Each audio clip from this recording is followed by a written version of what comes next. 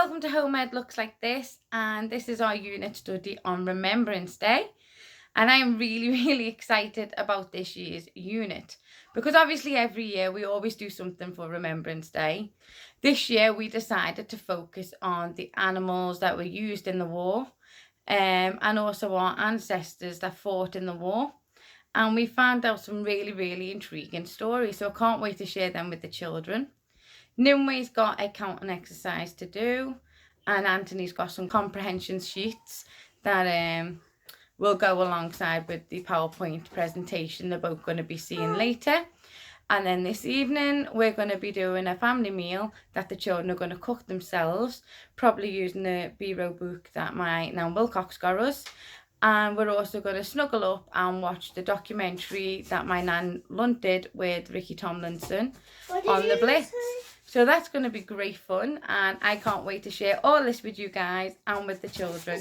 So I'm going to go and get started because Nimueh is very keen to get going. And this is our Remembrance Day unit study, and we're starting off by learning about the animals in the war. I've downloaded a presentation from Twinkle, and we're in no way affiliated or sponsored by them in any way. I just absolutely love their resources for Anthony's age group and needs, and Nimueh. So the aim of today is to find out about the role of the animals in the First World War. And we're going to talk about how different animals helped the Allied forces. And we're going to see if they can recall any facts about Sergeant Stubby. And then we're going to create some medals and go on from there. So, animals in the First World War. Right. So can you remember which animal carried a message for the soldiers? Me. And what animal was sharing me? A pigeon. Well done. Can you think about any other animals that were used in the war? Horses and dogs. Yeah. We had a dog unit, didn't we? But America didn't actually have a dog unit originally. But there was a soldier, wasn't there? Conroy, who snuck his dog into the American base, and he actually became the mascot for the 102nd Battalion unit. And his name is called Stubby. Yeah, and he was later made a sergeant, wasn't he? Sergeant Stubby. Both of them passed away. Well, yeah, they did. They did. But they've been remembered, haven't they? And they're both taxidermied and in the museum over in America. Animals at work, war horses. Before the First World War began in 1914, wars had been fought mostly by soldiers on horses. However, both sides soon realised that men on horses could not win the war in the trenches. The muddy ground, barbed wire and machine guns made it very difficult for horses, so they were used to carry things instead.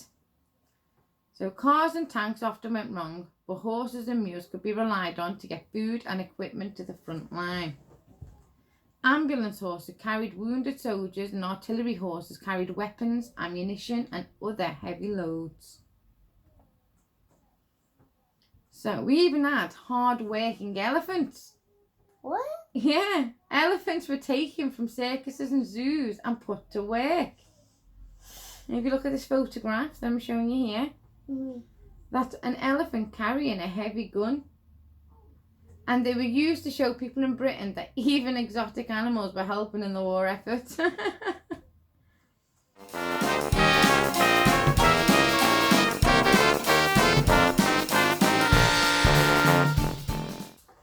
So, our Sergeant Stubby fact file. So what skills did he have? What did he do again? Can you remember? Yeah.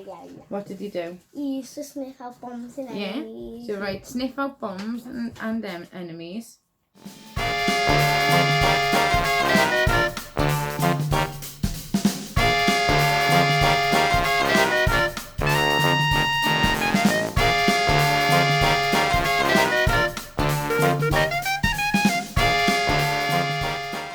So this is what Nimueh's doing this morning, and we're going to work on that with her now. Why Anthony's on one of his Zoom call classes, and then we'll be cracking on with more Remembrance Day stuff with him too. In the middle.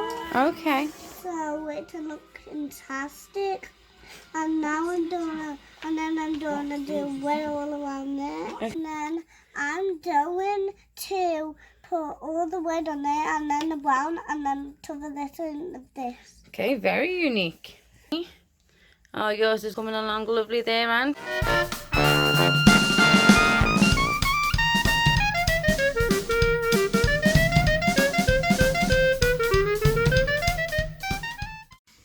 So, hi everyone. Nim and I are making our evening meal and we are doing a corned beef hash, which is from the recipe that my nan taught me when I was growing up. So, should we get cracking? Get our potatoes chopped. See you in a minute. We make pizzas. Hold it in one hand and then this in the other. You're left-handed, aren't you, princess? And you have to be very careful to watch your fingers. No. Hold it like that. And then go like this. Let me do myself. I'm just showing you the movement. Watch your fingers.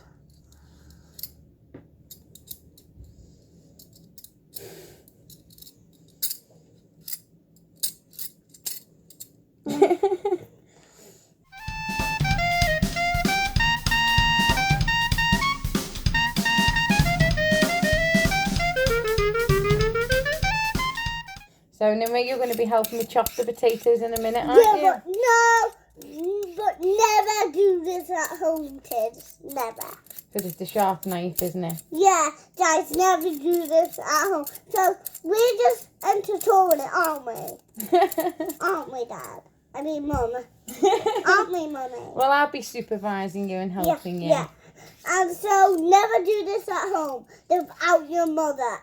No. Never sneak in and do it because you might touch your finger or your whole body. Well, that's it, isn't it? You've got to be really, really careful. Yeah. Well, never do this at kids' home. So you need a parent to help you. But just ask politely and they might let you. Don't you know that? Don't you know that? I'm sure they do. I'm sure they're all very polite to their parents.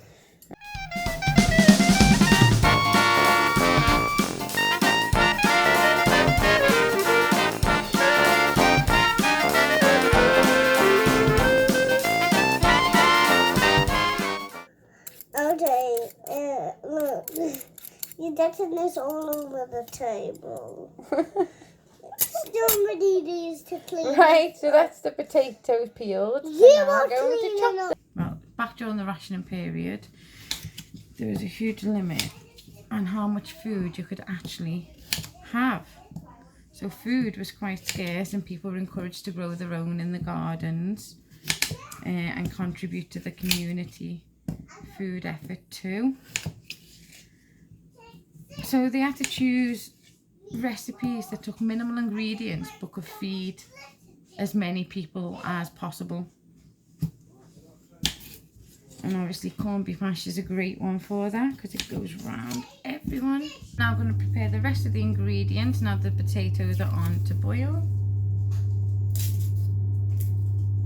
So I always throw a bit of onion in my corned beef hash. I absolutely love onion.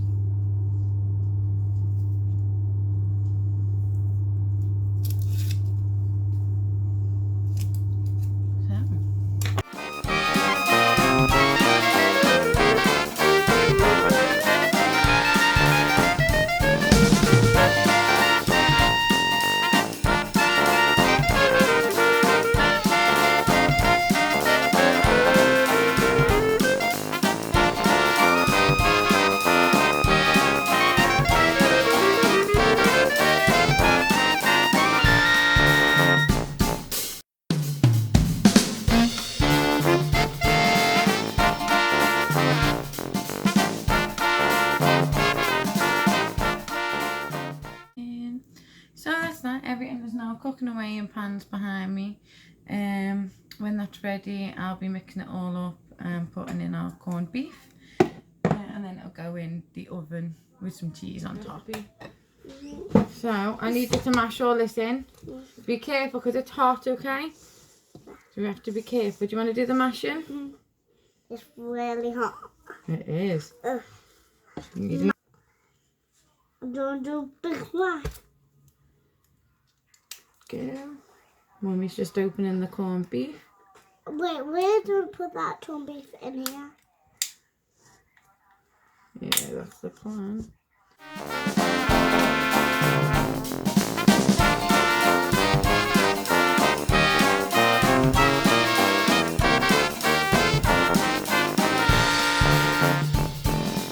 Okay. So you keep mashing that. Be gentle with it though, yeah? I'm doing it really fast because we need to get this done really fast. Don't you know that? Are you hungry, baby? Yeah. Coming along. We've had a busy day, haven't we? Get.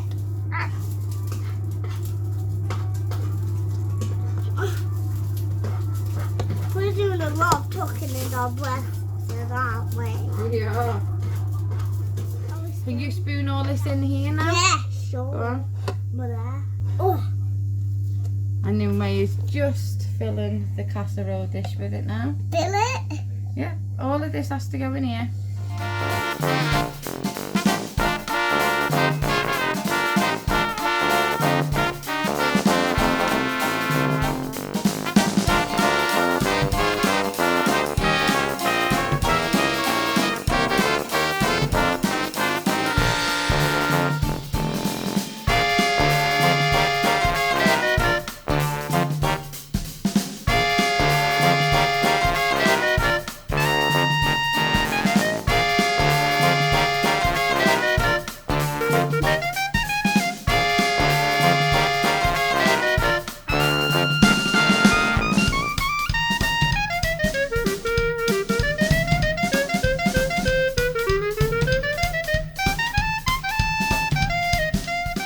Ways has turned out really lovely. This is a corned beef hash. Can't wait to serve this up for everyone. Yeah. Right, so Anthony's buttering both sides of this bread. We've used 2 ounces of butter so far on this. I originally recorded it the wrong way round in portrait instead of landscape, so it wouldn't have stitched together with any of our other recordings of the day. So I'm having to start it from this point on. So Anthony, would you like to tell everybody what we're cooking? We're cooking peanut butter bread and butter pudding. Well done, bread and butter pudding. In the past, they would have used bread that was just slightly turning, so slightly stiffer bread than usual, just to use it all up, really. I mean, my nan used to use stale bread in hers. Not mouldy, just slightly stale, where it's just got that slightly off tinge to it, where you just know it's starting to turn, and it's perfect for this recipe. And you want to slather the butter onto both sides of the bread. And then, Anthony, you're going to cut them into triangles now.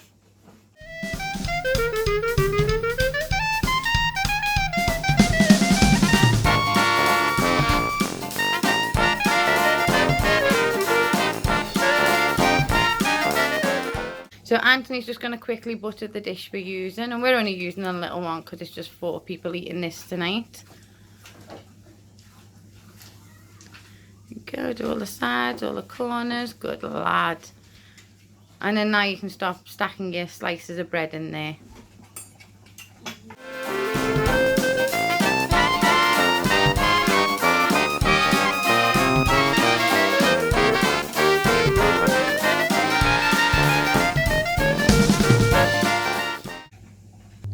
So Anthony has put his bread very neatly inside the casserole dish, and we're going to move on to the next step now. So now Anthony is going to add the sultanas. Do you want to do that?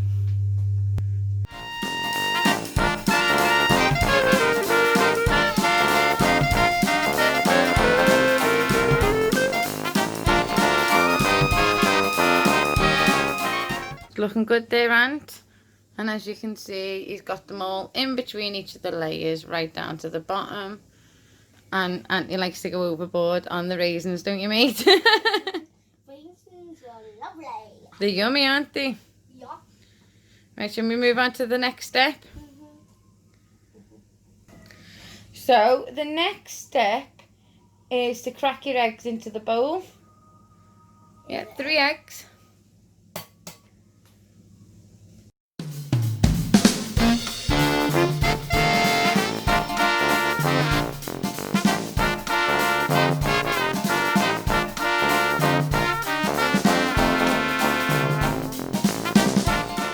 And now you've got to add in 2 ounces of sugar.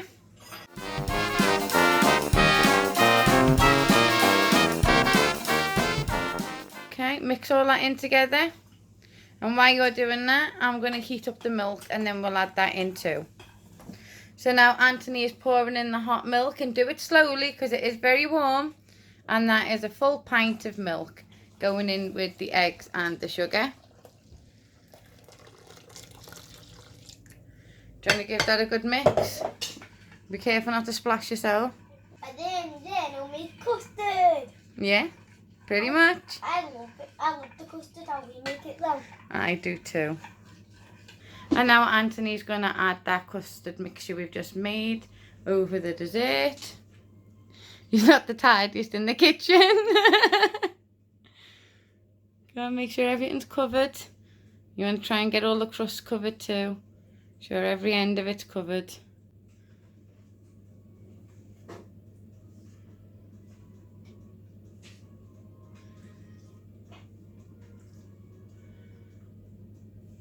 Good lad. There we go, that's perfect. I'm not sure I'm meant to be the cleanest. Right, here we go. Right, you're going to say bye because we're going to throw this in the oven now, aren't we? Bye. Anthony's bread and butter pudding, looking awesome. Anthony, what do you think of the corned beef hash? I love the red, you know. Nicest corned beef hash I've ever had. And it was made by Nimueh. Oh, that's beautiful, Nimueh. I love you. Oh. The bread and butter pudding, and awesome. It looks lovely. You like it too? I like this. I absolutely love it. It's yummy. I'm impressed. Yeah.